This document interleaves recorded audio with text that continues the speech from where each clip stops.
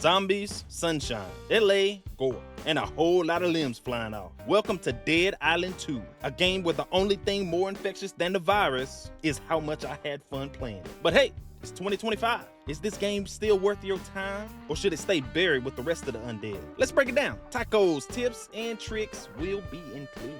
Alright, so story-wise, Dead Island ain't winning no Oscars, but it's got that good old reliable zombie formula. City of LA, overrun with walkers. You trying to escape on a plane, but someone pulls the old surprise. I'm actually a zombie, mid-flight move, oh no. Plane crashes, because of course it does. And now it's just you versus a whole lot of dead people that don't know how to stay down. You get to pick from a cast of characters, each with their own quirks. And plot twist, you're immune to zombie bites. I'm immune? Congrats, you're basically the chosen one. Now let's go save the world. Or at least try to get out of LA with our limbs intact. Taco amount, a solid 7.5 out of 10. Good bones, fun premise, but you've probably seen this movie before. Gameplay review. Okay, now we're talking. The gameplay, chef's kiss.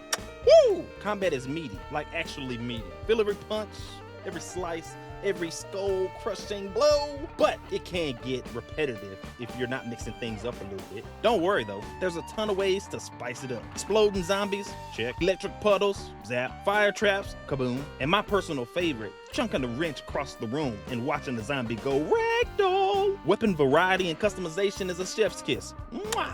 Electric boogaloo, if you know, you know. You can turn a machete into a flamethrower. You can turn a hammer into Thor's lost cousin, Zor. There's also puzzles, fuse boxes, named zombies with chests full of loot. The exploration keeps things feeling fresh, even when your kill counts hit triple digits. Taco amount, 8.5 out of 10. Super satisfying, just don't play it like a button masher or you're burnt out faster than the weapon durability can.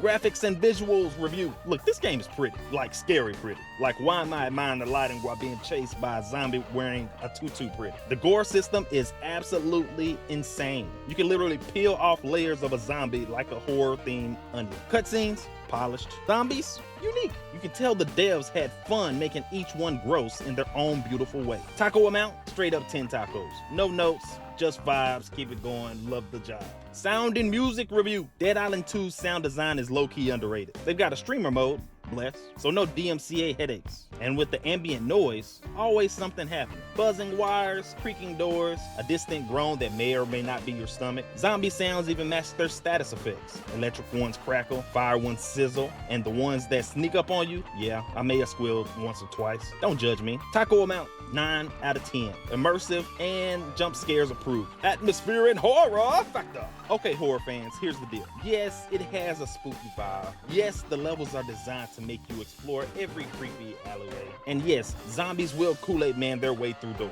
But if you played zombie games before, you'll probably be more like, than oh. That said, the different level environments, very well done. Each one feels like its own little horror movie set, right? Taco amount, 8 out of 10. Enough horror to keep it exciting, but not enough to make you sleep with the lights on. Performance and bugs review. Now this one surprised me. Performance was smoother than a zombie in a bubble bath. No stutters, no loading screens longer than a sneeze.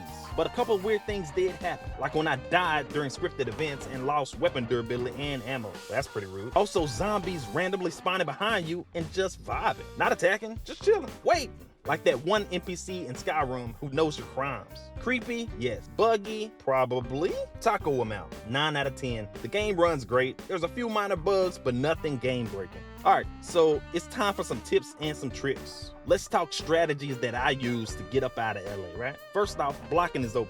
Combine it with the healing skills, and you're basically unkillable. Ground pound plus knockback equals zombie bowling. Alright, so when you're playing, stick to 2 to 3 solid weapons. Keep them maxed out. Your inventory isn't a hoarder's closet, okay? Don't be afraid to use the environment. If there's a puddle and a live wire nearby, you know what to do. Zap them, zap them, zap them, zip them. You want to skip a zombie crowd? Use the meat bait curveball, man. Yes, that's a thing. It's hilarious. Yes, and it works. All right, here we go. A few questions. Was Dead Island 2 a success? Yep. If you like zombie games or movies, this one's a no-brainer.